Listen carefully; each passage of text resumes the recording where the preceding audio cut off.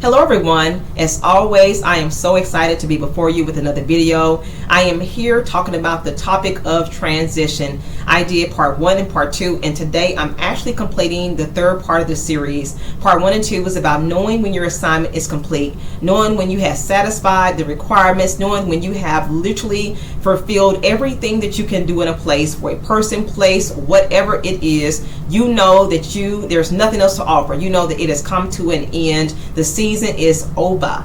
And now that your assignment is complete, today we're going to talk about barriers to your next level. It's one thing for your assignment to be complete, but it's another thing altogether to transition to the next place. Transition is not always easy. It is not guaranteed. And so you need to understand what are some barriers that are keeping people stagnant. There are a whole lot of people stagnant today. I talk to a lot of people, and you would be amazed at people who have stayed in places, overstayed their welcome because of certain things that are at play. And I want to dive into that because guess what? We're all called to transition. We are in a continuous this journey of growth, and it just doesn't end at one place. So with that being said, I just want to dive in and really dive into 10 barriers that I believe are the most common, that I hear all the time over and over again as it relates to what are causing people to remain in a place. Why won't they move on when they know for sure that they have completed this assignment? There's nothing else there.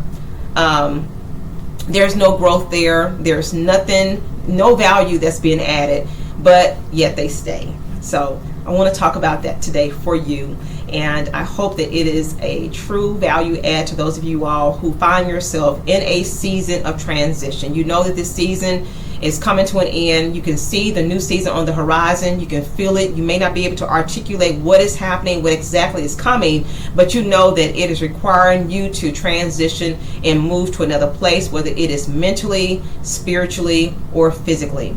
Before we dive into those 10 things, I want to just introduce myself to those of you all who may be here for the first time. My name is Sherry Brewer, and I am the founder of Refining Images. I am an image strategist and a life transition coach, yes, certified. And I am here to help women elevate their image so they can access kingdom opportunities, so that you can have access to the opportunities, the influence, the income, and the quality of life that you are called to live. It's not just about what you can gain, but it is about making sure that you are in alignment in such a way that you are fulfilling your purpose here on earth. You have a life mission to accomplish, and I want to help you to get there. Without further ado, let's dive in. What are 10 barriers, 10 things, 10 chains? What are 10 things that are holding people back from elevating to the next level? So I got some notes here for you. Again, these are the 10 most common things. This is not a completely exhaustive list, but it's certainly things that I see over and over and over again as I'm speaking with people who are in need of coaching services and who are frustrated at where they are. They want to get unstuck. If you are stuck, this is for you. The first one is what's causing people to stay stuck is, number one, you may have your sights set on another level, but you have the complete wrong motives as it relates to why it is you're trying to get there. Your why is off. You're asking, you're praying amiss as it relates to what you are expecting from this place. You may very well have your eyes set on whatever that next level is, but you may have the wrong motive for why you want to be there. You need to just stop and ask yourself, why do I want this thing? Why do I want this particular career or this position? Is it simply because there is a title? Is it because I am, ready to be in a position where people are giving me the respect that I've always wanted? Is it fulfilling some type of brokenness on the inside of you, and now you can kind of, clap back at somebody or say, yeah, look here, look at me now? What are your motives for wanting to do that? Maybe it is marriage. Maybe you are really desiring marriage, but you're tired of people questioning why you're single, and so being married is going to be a clap back, to say people, to tell your family or your friends or whomever, hey, I got a husband, or for my guys who tune in, hey, I got a wife now. Whatever it is, you need to check your motives. If your motives are off, if your why is off, if why you are seeking this place of elevation is off, you need to be honest with yourself and say, hey, I truly have my heart posture is in the wrong place here. I am desiring something that is not, I'm thinking about the wrong things. When I think about that thing, these things are in my heart when I think about those. And you know what those things are.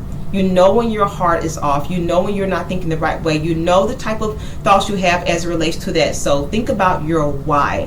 Why do you want what you are praying for? Why do you want to be in this next place? And if you're honest with yourself, then I think if you can identify the wrong motives, then you are able to do a course correction and just get right with yourself and say, let me make sure I put this in the right perspective.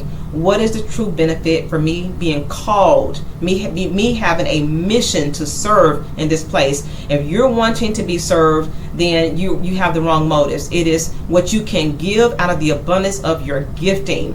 Gifts are meant to be given away.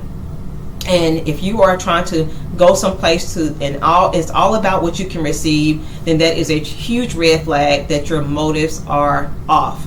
Okay, so that's number one. You have the wrong motives. Number two is you are absolutely just too attached to where you currently are. And I've attached the 3 P's so that you can remember this one. And it is you're too attached to the persons, the place, or the payoff. You're attached to the people or the persons, the place that you're at, or the payoffs that you're receiving from being in this position or in this current season. And to me, this is probably one of the most profound ones, because guess what? That means that you are complacent.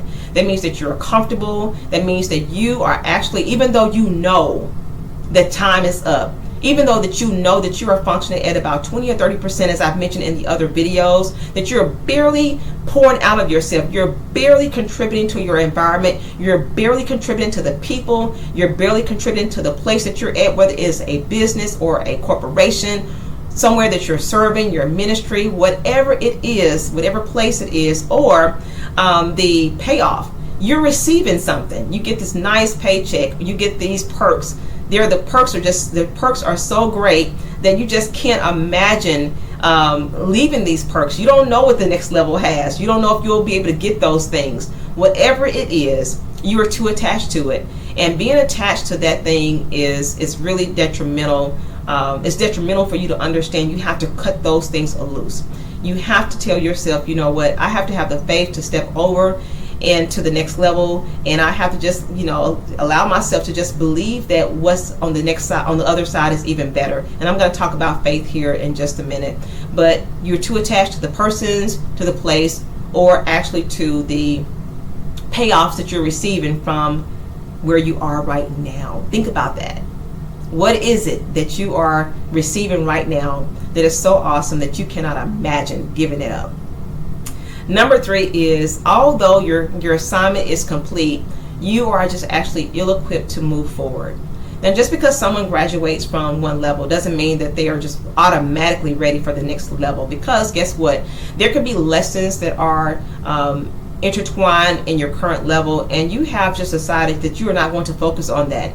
You've decided you're not going to sink your teeth in, you're not going to dig in, you're not going to understand the lessons that you need to get on this level. You hear it all the time. People graduate out of a program and they cannot tell you beans about what they learned. You graduate from high school, you can recite half the things that you learned. You graduate from college, but some people say, hey, I don't know if I'm ready to even go get a job yet. I don't know if I'm ready for that yet. I don't know if I'm ready to let go of this life as being a student and having really zero responsibilities or very little responsibilities. I'm not ready for the next level. So you're really ill-equipped. You've not prepared yourself for the next level. You've finished and completed this current level, but there are things that you need to beef up on. You need to really really stack up on knowledge on when it comes to transitioning to what is ahead. What is ahead is more. It's requiring more of you. And if you have not prepared for what this next level will require of you, then you're going to be hindered from transitioning. Number 4 is, and it's similar to number 3, which is ill-equipped, it's just you just don't have the bandwidth. But the reason why this one is a little bit different is because sometimes we may very well know that this was on the path, this was always a part of the plan to move forward, but you have taken on so much other responsibilities. You think that you're Wonder Woman or Superman, and you have just really scooped up all of these things for yourself to do. You've overextended yourself. You are busy. You have all these people calling up on your name, and you're saying yes to everything, and you just physically, mentally do not have the capacity to add on another thing. When the opportunity for this thing comes up, you see it, but you're so exhausted, you're like, well, I'll get to it. And before you know it, you're letting that opportunity pass you right on by because you have so many other obligations. And let me tell you, this is a strategic attack of the enemy to keep you so burdened down, to keep you so inundated with things, to distract you that you don't even realize what's going on. So if you're overextended, if your schedule is already full, but you're saying that you're believing for this thing, then you may not have the capacity for it, and you may be so busy that you don't even recognize what's happening here. That you just don't have the capacity or the ability to take another thing on. You need to make sure that you prioritize and make the main thing the main thing.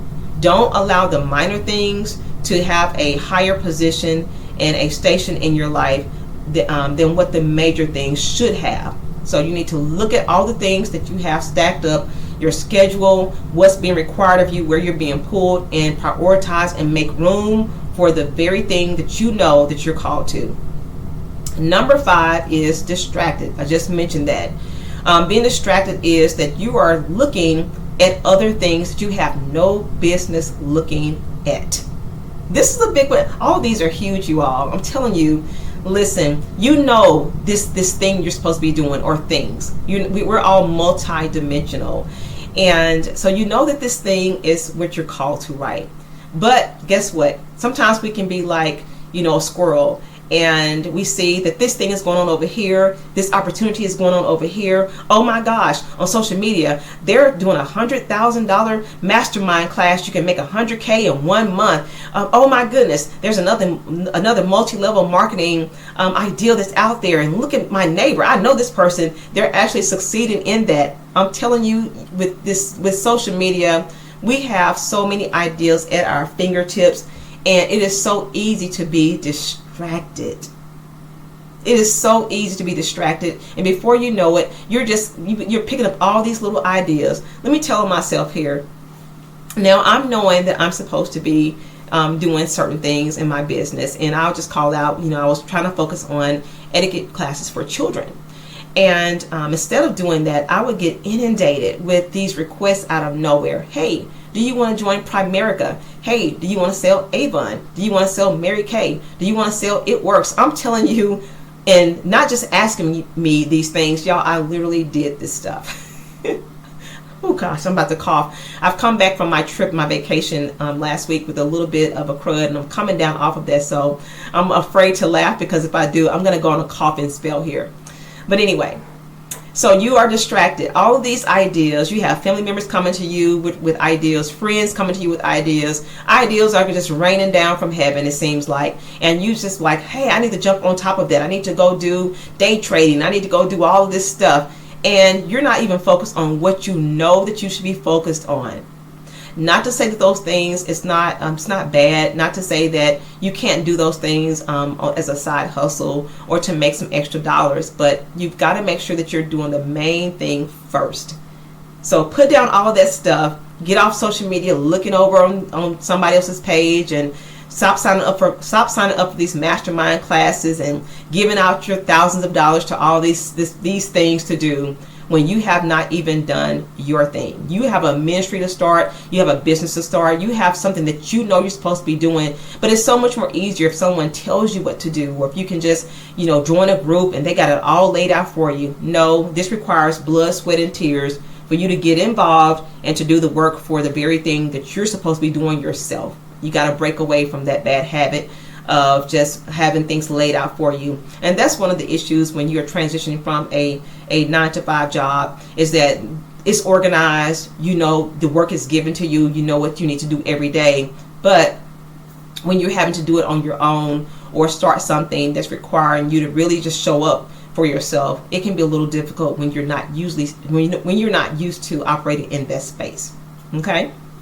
Number 6 is going to be failure to make the necessary character adjustments. And this is where we are seeing a lot of people fall from grace right now today, is that they have failed to make the necessary character alignments and adjustment needed on each level of promotion. And that could be, hey, today you have this amount of money, but tomorrow you have more money than you've ever imagined having in your life. It may be a position. You may have more authority, more power than you've ever had before. People are coming to you, looking up to you, and that can kind of feed into the ego.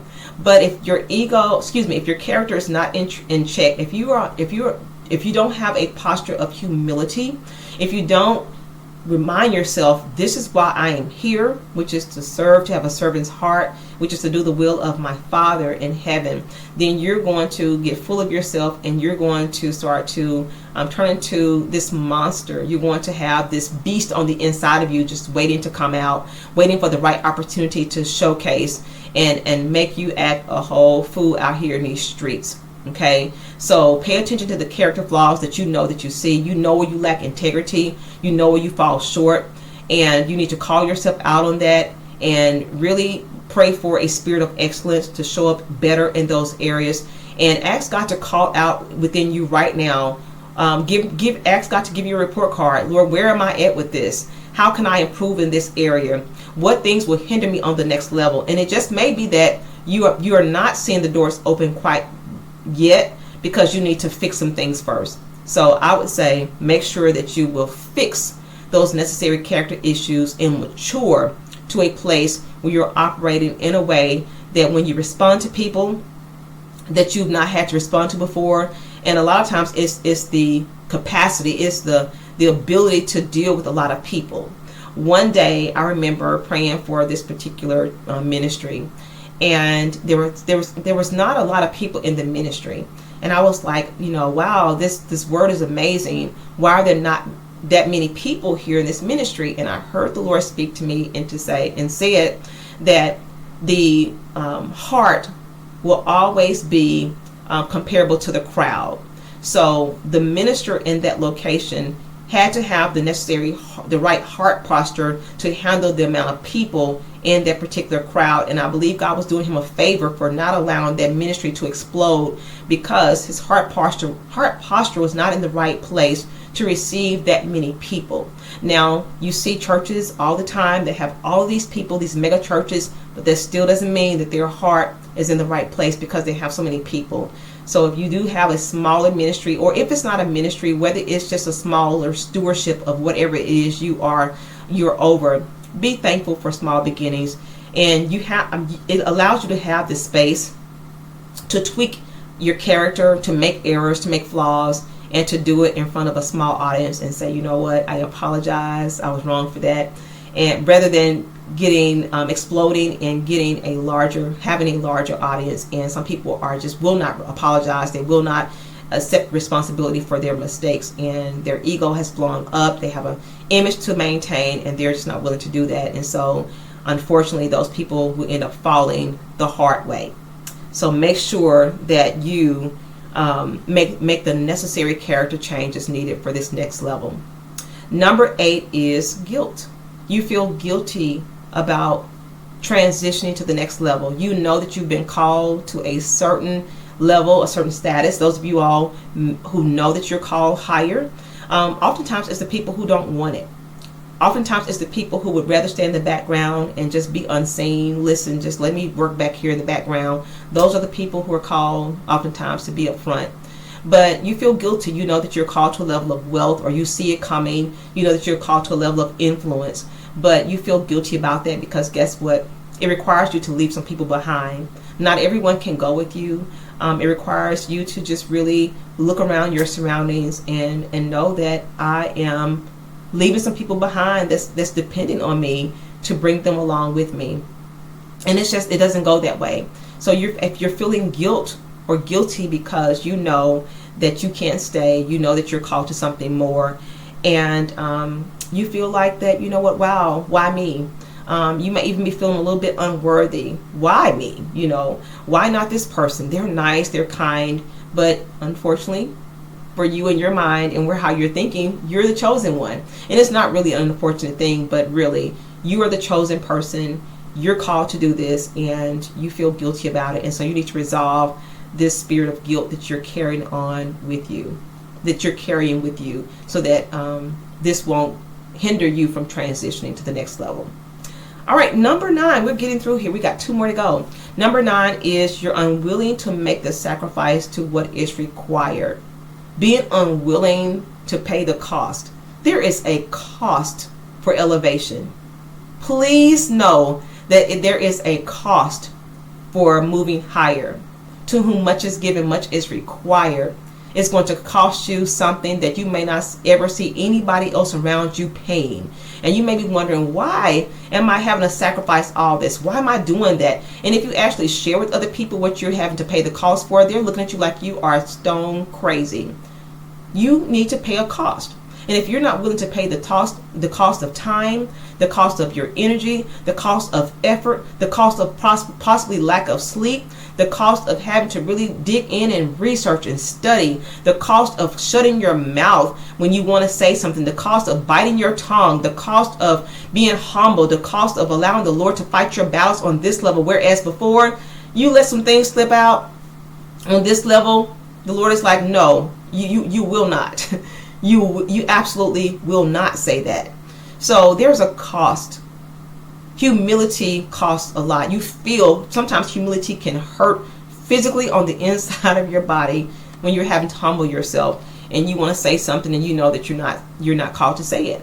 The cost is greater when you're higher, when you're elevated higher. And when you plummet from that, the fall is so much more greater. So there's a cost involved.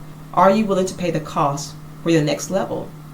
And number 10 is lack of faith. You can stack everything that I said on this last one, which is not having the faith, not believing. You're asking, you see it, you probably can put your hands on it somewhat. You know that this thing is in front of you, but you're asking yourself, why?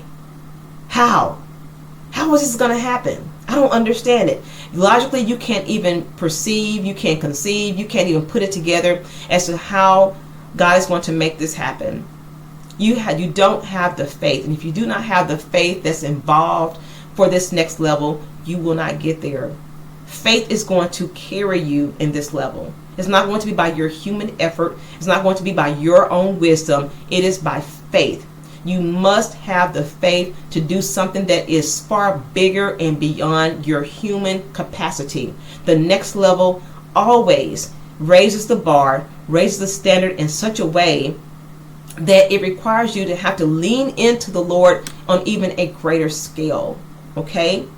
So if you don't have the faith to transition, if you don't have the faith in believing that God is able to do exceedingly and abundantly above all you can think or ask through you, then you will not transition. You will stay stuck. You will sit around all day questioning, well, how is this going to happen? Well, I don't know when, and I don't see it in front of me. I don't see these things, the resources that I need. You'll toss it over and over in your head, and you will stay stuck because you just cannot perceive how in the world this is going to happen. Okay? And that, my friend, are the 10 things that will cause you to be hindered from crossing over or graduating or elevating to your next level. The 10 barriers that you need to really meditate on and ask yourself, am I dealing with any of these, and how do I resolve them? Again, my name is Sherry Brewer. It has been my pleasure to share these 10 things with you. I hope these have been helpful to you, and I hope to see you give a testimony. I hope that you can give a testimony about how you made it to this next level in your life. I am eager to hear about your testimony, and I hope this was a help to you. Now I'm logging off getting off here because I don't want to cough, and I'm so glad that I made it through this video without coughing. Peace out, everyone. Thank you for tuning in, and until next time.